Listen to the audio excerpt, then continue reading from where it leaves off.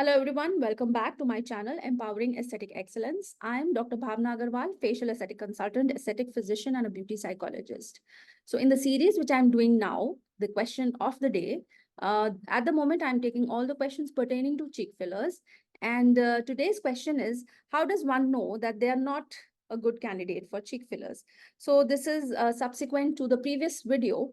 If you haven't seen that, please do go and watch it, in which I have mentioned various parameters, various cues, which will tell you whether you will be benefited by the cheek fillers. Now here, in this video, I will be discussing the parameters which will be considered and which will give you cues that you are not a good candidate for uh, cheek fillers. So basically, three parameters are there. First is the facial soft tissue volume, then the height of the cheekbones, and then the facial anatomy.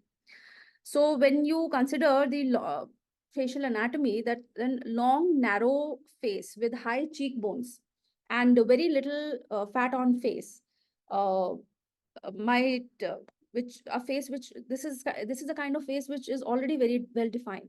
So in this such kind of a face, adding cheek fillers would potentially overemphasize the cheekbones, and it might look unnatural sometimes.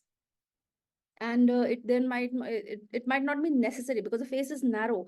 So adding volume also might not be necessary at times, because the natural structure does not provide that kind of space on the face.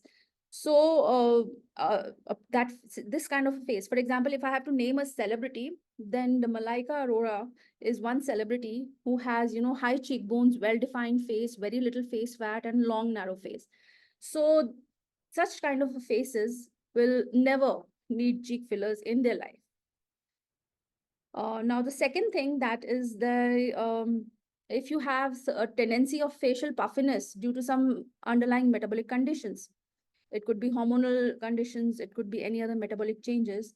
So if you already have such conditions, adding volume or adding fillers or adding something which hydrates could exacerbate the facial puffiness for certain period.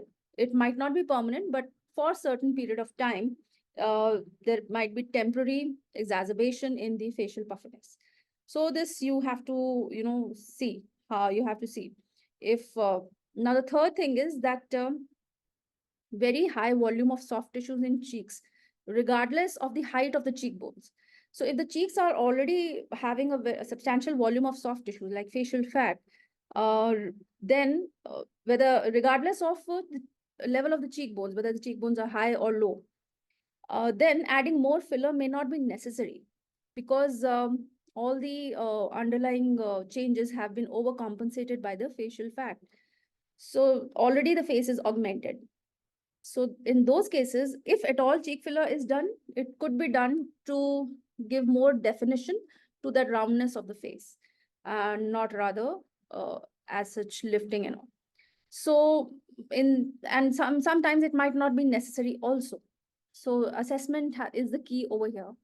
And in such cases, alternative cosmetic procedures or techniques could be considered for facial sculpting and contouring. I hope my answer has helped. If you still have certain queries or questions, you can post in the comments below. I'll be happy to answer. And thank you for watching, and see you in the next video.